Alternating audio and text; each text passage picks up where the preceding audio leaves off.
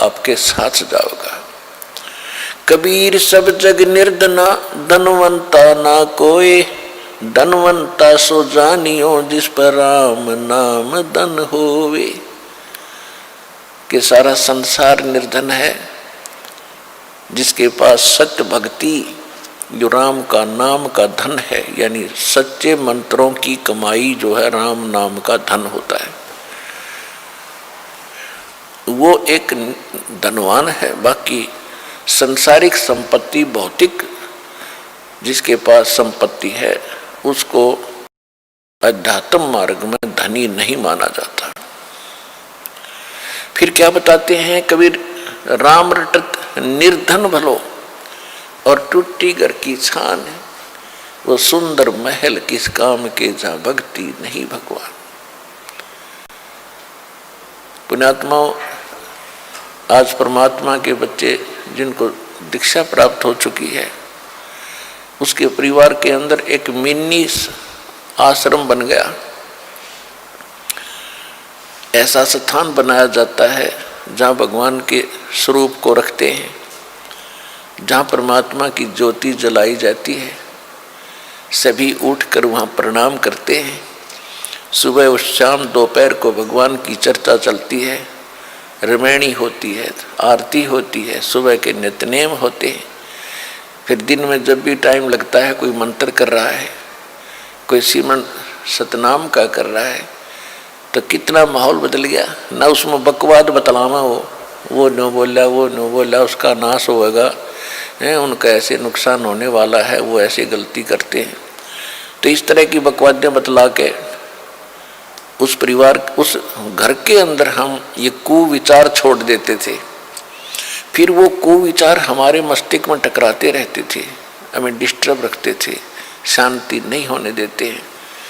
और जब परमात्मा की महिमा और अमृतवाणी जब स्टार्ट होती है तो कुविचार ऊपर चले जाते हैं और सुविचार उस घर में धीरे धीरे स्थापित होने लग जाते हैं। फिर घर में शांति शुरू हो जाती है। ये तरीका है।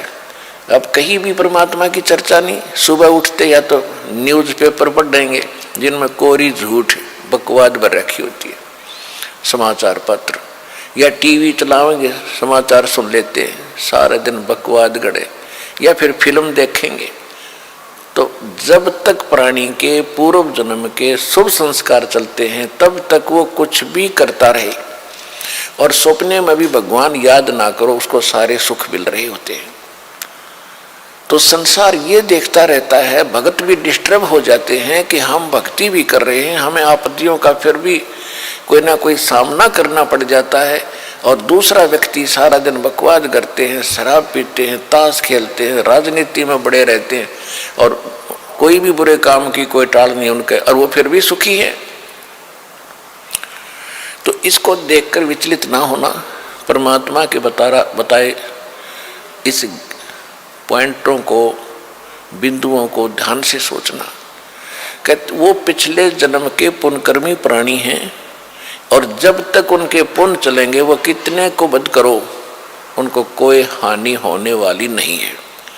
और जब उनके पुण्य समाप्त होंगे फिर पाप कर्मों का दौर शुरू होगा। फिर देखना उनके घर में के कैर टूटेंगे, और आप के ऊपर भक्ति करते करते भी दिक्कत आ रही है, तो अगर भक्ति ना करते तो आपका तो सर्वनाश हो जाना था।